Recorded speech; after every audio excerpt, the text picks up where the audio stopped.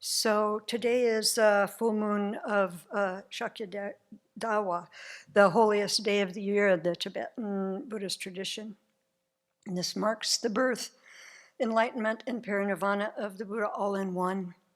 So throughout this entire month, the results of both positive and negative actions are said to be multiplied millions of times. So on this full moon day, these effects are even more powerful. So it's a precious opportunity to study the Dharma, practice generosity, and live with compassion.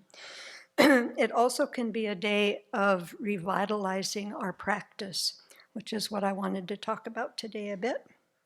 So practicing for some years, whatever we are practicing becomes rote after a while. It can be just performative and not really connect to it. That happens a lot. It's happened to me. I don't know if I'm the only person. Do other people get that? Yeah, so the thing that I realize is that it's up to me to connect with my practices. It's not going to be something that comes from anything outside of me. It's up to me to work with that. One of the beautiful aspects of the path is that there's so many different teachings on the same concepts that when we hear something that moves us, we can incorporate it into our practice if it's, of the same, what would you call that? The same practice, but just different words, I will say it like that. So we recently heard The Lamp for the Path to Awakening by Atisha from Geshe Samdup. And that was such a beautiful text. It's a wisdom text. I found many of the verses so inspiring. And I've used some of that now in my daily practice. So daily I do the bodhisattva vows as part of my practice, and it has gotten a little bit rote and a little, sometimes I just say it and I'm not really so connected to it, and that's not so helpful, because time is brief on this planet for some of us, I would say, maybe all of us.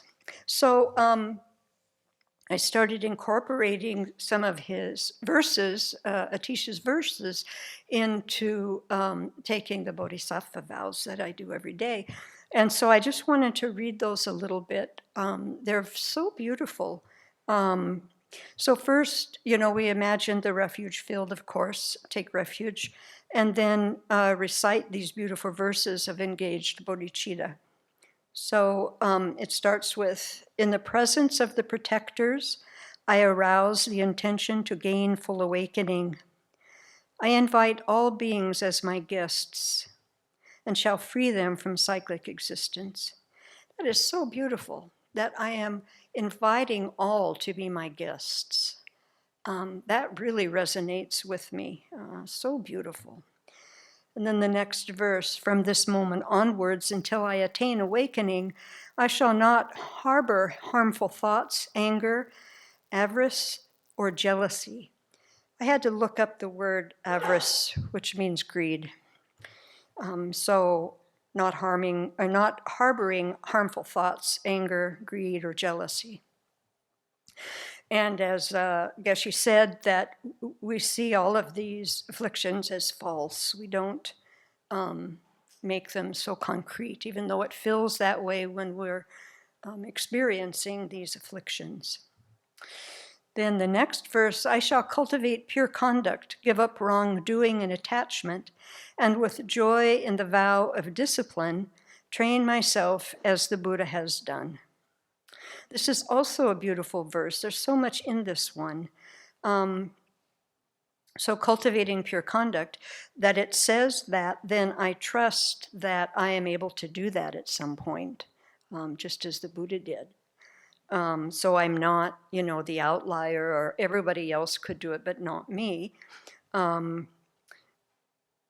then with joy in the vow of discipline.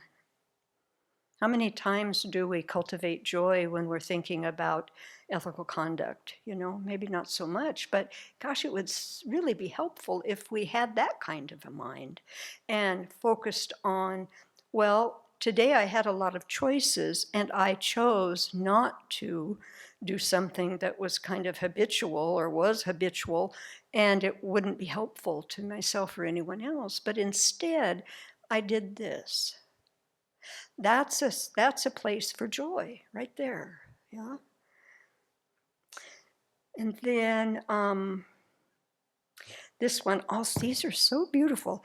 I shall take no delight in attaining awakening by a quick means for myself alone, but I shall remain until the end of the future, if it be a cause for helping one limited being. That brings a big mind, doesn't it? Such a big mind. And keeps one fully standing in bodhicitta and the power of that. Very beautiful. So we can remain until the end of the future. That is so good. Then the next one, I shall purify limitless, inconceivable lands and remain in the 10 directions for all those who call my name. This one I like too because it connects me with everyone in such a good way. It connects me with everyone. And so if somebody calls my name here, am I receptive? Am I open? That's the way to get to the place where I can see all beings in that same way.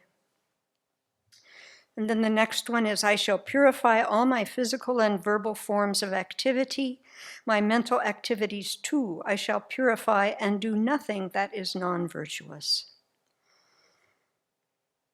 And so for this one, my mind can go, well, I do non-virtuous things every day, but that's not the right tack for me to approach this. So I have remedies that I can use every day. So I do things that aren't skillful, but I get to purify every day. And so if you keep it that way, then there's no problem. There's no problem. I'm not at the place where I can do things without non-virtue yet. I'm not. And so I accept that, but there's a remedy. So then it's all okay. That's how I think about that one. And then I go to the other verses that I have been saying when I take these vows. From now on until I attain Buddhahood, I shall hold without forsaking, though my life be at stake, the mind that wishes to attain complete awakening in order to release all migrating beings from the fears of cyclic existence and personal peace. And so that's the aspiring intention. And then the last one is the engaging vow, spiritual. So this one again, keeping again the refuge field in mind, of course. Spiritual masters, Buddhas and Bodhisattvas, please listen to what I now say from the depths of my heart. Just as the Sugatas of the past have generated bodhicitta, and just as they dwell in the progressive trainings of the Bodhisattva, so I too, for the sake of benefiting migrating beings, will generate bodhicitta and will practice the progressive trainings of the Bodhisattvas. So that's recited 3 times, and then we gather the objects of refuge into oneself. So I imagine all of the refuge field coming and dissolving into me, dissolving into my heart. And so we can always connect with our practices by finding text and language that touches our heart, keeping it alive and vibrant. And this always reminds me of how the mighty ones, they go from joy to joy. So how am I going to create the causes for that? Well, I have to infuse joy into my practice today so that I can go from joy to joy again, again, again.